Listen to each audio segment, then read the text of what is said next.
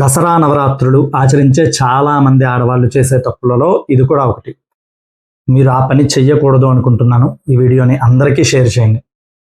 సాధారణంగా ఏ రోజు ఏ నైవేద్యాలు పెట్టాలి? ఇది చాలామంది అడుగుతున్న ప్రశ్న.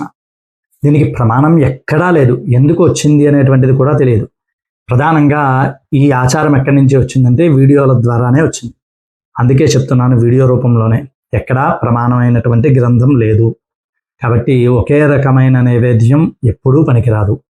అందరూ ఒకేసారి పరమాన్నం పెట్టినా, ఒకేసారి పులిహార పెట్టినా తినడానికి మనకి ఏ విధంగా ఉంటుందో అమ్మవారికి కూడా అదే విధానంగా ఉంటుంది.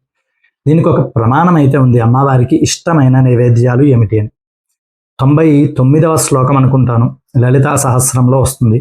పాయసాన్న ప్రియాత్వక్ స్థాపశులోక భయంకరి అమృతాది మహాశక్తి సంవృత ఢాకినీశ్వరి. ఈ విధంగా ప్రారంభమయ్యి 112వ శ్లోకం వరకు వరుసగా అమ్మవారికి ఇష్టమైన నైవేద్యాలు ఉంటాయి. ఆ నైవేద్యాలు మీ శక్తిని అనుసరించి కొద్దిగానైనా సరే అన్నప్రసాదాన్ని వండి నైవేద్యముగా సమర్పించండి అమ్మవారికి.